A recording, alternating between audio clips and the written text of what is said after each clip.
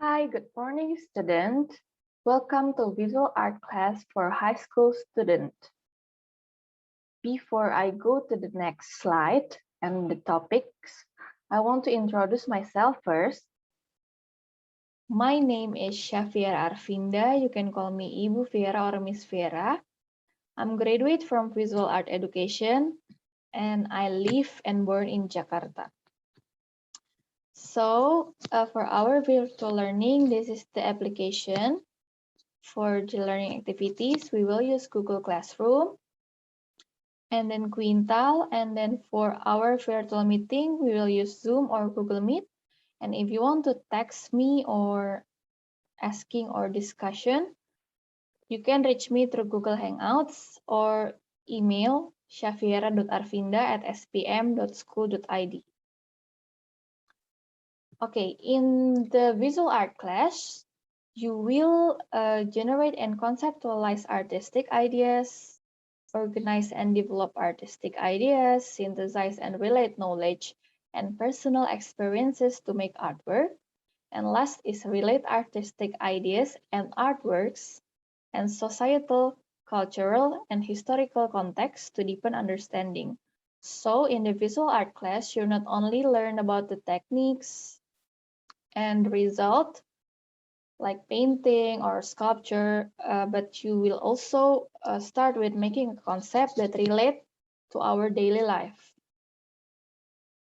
Here are the list of topics for you grade 10, grade 11, and grade 12. For grade 10, you will learn about history of world arts. You will also learn about art critics here. And also you will learn about drawing, like still life drawing and dynamic anatomy, and also the basic digital art using Adobe Photoshop.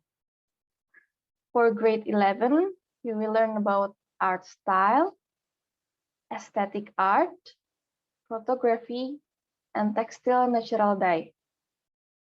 For grade 12, you will learn about history of Indonesian modern arts, experimental art, mixed media, and the last project is installation art that you will be show in the exhibition. For our virtual learning, this is the materials that you need. First is laptop or PC, then your phone or camera, because we will take some photos of your result, right? Next is pencil, marker, ruler, and eraser. And then the tools for coloring. Sometimes you can use crayon or colored pencil, but I recommend to use paint for our learning activities. You can prepare like between the watercolor or acrylic paint or poster color. You can choose three of kind of paint. And then A4 or A3 drawing book. It's a must for drawing book. I recommend to use the A3 because if you want to use the A4, we just divide the A3 drawing book. Okay, and next is for the assessment. In the visual art class, the assessment is research, then the project, and last is the semester test. For grading, I will look for your creativity and originality, then the ability to understand and apply the materials, and overall concept, visual like composing the use of color, shape, form, pattern, and texture, and also the operational, like the way you use the tools, materials, and apply the techniques. So here that I already explained you about my class rules. So I'm not only evaluate for the result, I'm not only assess only for the result, but I also evaluate starting from the concept and then the visual, and last is operational. So I will also evaluate the process in the making of your artwork. Okay, I believe that all of you is already familiar about visual art, but I will remind you again. So here is the introduction of visual art. Okay, for the visual art is divided into two. First is applied art, or in bahasa we call it seni terapan, and then the fine art, in bahasa we call it seni murni. What's the difference?